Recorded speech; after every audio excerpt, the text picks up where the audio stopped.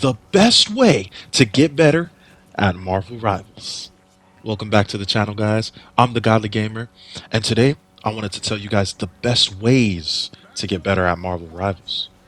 So I feel that getting better at Marvel Rivals is made way too complicated by many gamers, and I once saw someone say that they don't understand the game and that they wanted to quit. But honestly, getting better doesn't have to be a full-time job and can be broken down into four simple steps. So if you want to hear every single step, just stay to the end of the video. Don't forget to subscribe and like and comment. So to get better at Marvel Rivals, right? The first thing you have to remember is to get good with many characters. So a lot of people, they take this for granted, right? They kind of only main one character, maybe two, and they just stick with those two characters forever, right? To me, I'm not saying you can't have like favorites or nothing, but I do think it takes away from the most fun you can have on the game by only sticking to one or two characters, or only sticking to tanks, or only sticking to healers, or only sticking to DPS. You want to have variety. If you're good with multiple characters, you learn the game way faster, and you understand that if people that you play with use those characters, you know how to help them out. You know exactly what they need. But also you just overall understand the game more. I would say try to get good with one healer, one DPS, and one tank. You don't have to, but like if you get good with one of each category, you really truly understand the game a lot better. Like you understand it truly, and I think you make better decisions when you are good with multiple characters. They don't have to be, each class, but just get better with like five. Like find five characters you want to get good with, and just learn the game better that way. Um, I feel like I use, because I feel like it's better to speak from experience. So the first person I picked up was Thor. That's the person I wanted to main. I put like 30 hours with him in season zero. Then I picked up Hawkeye. I put like 18 hours or 20 hours with Hawkeye. And to be honest, he was fun and I did well with him. But then I realized like, he's not my favorite because I just like melee characters better. But I did well with them. In fact, my KD with him was better than with Thor. But again, like I said, it just wasn't my favorite, so I kind of dropped him. But I got good with him. I got good with Black Panther. Decent with Black Panther, and I thought he was a really fun character to use, and I want to stick with him. I got good with Magic. Magic is pretty dope. I also got good with, well, decent with Wolverine. And I was like, okay, so these people, and then every now and then I would play like certain characters like Squirrel Girl or something just to see, and I would do pretty decent with them. And I was like, yeah, like it helped me understand the game a lot more. Rocket Raccoon was like the healer of my choice back in the season zero, but I wasn't even like a main Rocket Raccoon. I just kind of wanted to sometimes play healer. But in this season, I'm not gonna lie, I like Invisible Woman's healing. Like I pick her.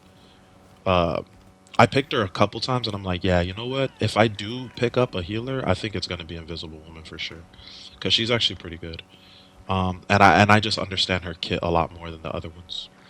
But yeah, get good with many characters, and that's step number one. Now, number two, right? Number two, learn positioning.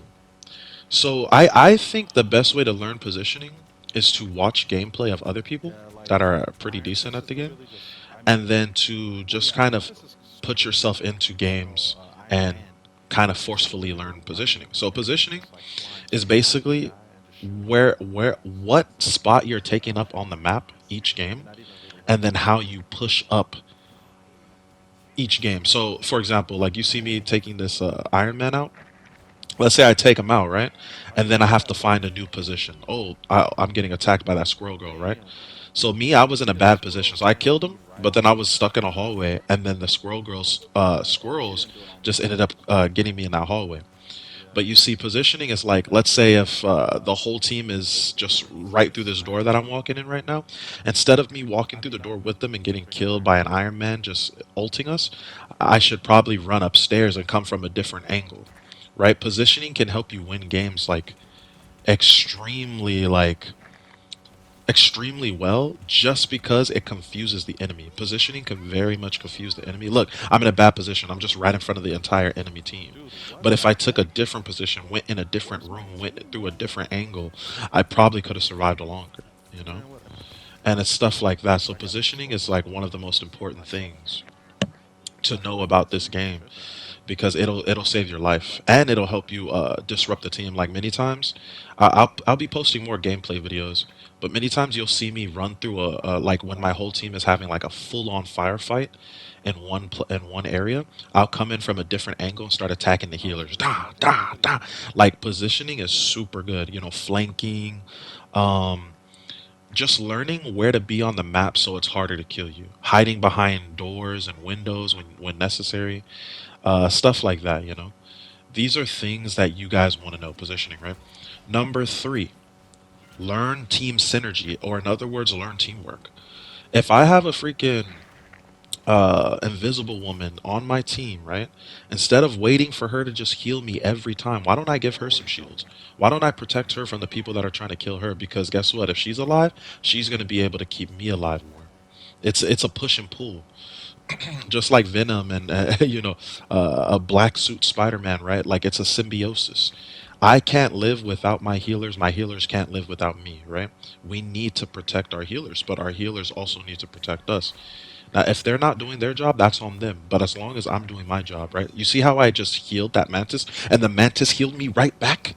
That's what I'm trying to tell you guys. Team synergy, teamwork. I healed the mantis. I gave the mantis some shield, and she healed me right back. You see what I'm saying? So team synergy, teamwork. Help out your teammates. Be there for them. Protect them when someone's attacking them. Don't just focus on someone you're trying to kill. Don't just focus on the Hawkeye way in the back all the time, right? Sometimes you need to do that. You need to kill the Hawkeye and Namor way in the back because they're just doing way too much damage on the team. But other times you need to just help out your healers. You need to just help out your DPSs. You need to just help out your tanks. Heal each other. Protect each other. Yeah, so that's like a very, very, very good thing to keep in mind. Now the last point of this video, right? The last step is to learn how to aggressively push objectives and take space. So I talked a little bit about this earlier with positioning. I said take space, but I'm gonna dive deeper into it right now.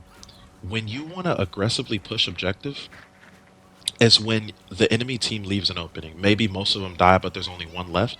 You want to stampede over that last person with the entire team and push the objective as far as you can.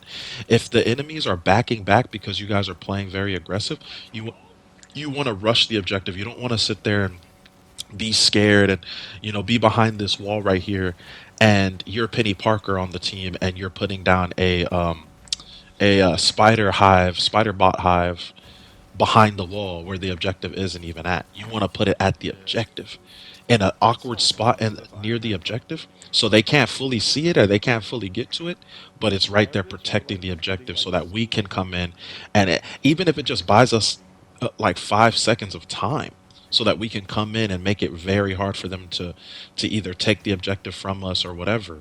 Like you want it to be very hard for the enemy team even if they win. You want it to be extremely hard for them. So instead of putting if you're Invisible Woman, instead of putting that like orb thing that does damage, instead of putting that at a random spot, try putting it near the freaking objective. Try throwing bombs near the objective if you're freaking Squirrel Girl, right? If you're Iron Fist, try pushing with your tank in the objective. If your tanks run in the objective, because you have the most health, you have the most survivability. If you just run inside of the objective, it'll make it so much harder for them to capture. If that mug says 90% on domination, and you guys are running to the objective, don't hide back trying to survive. Even if you die, run to the objective and survive in the objective. That continues making the game longer and harder for them to get that full victory. And sometimes you could even come back if your team really has your back and they do the same thing. If you sit back, it's on 90% and it's going up 91, 92, 93, and you're running and we can get the base, but and you're the first one there. It doesn't matter if you have low health. You're the first one there and you're just staying back. Let me just shoot. Let me just shoot. What is that doing? At the end of the day, by the time we get there, it's going to be 99, 100. Now we lost. No, get in there and push aggressively. I'm not saying every single time you need to push overly aggressive where your teammates can't even help you or anything, but push more aggressively and take space. Take space when necessary. Um, and yeah, God bless you guys. I'll see you guys in the next one, and I hope you guys have a good one. We'll talk more about this next time. All right, guys. Peace, peace, peace, peace, peace.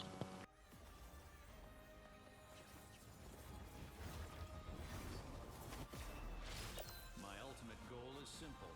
Solve everything. So, let's get started.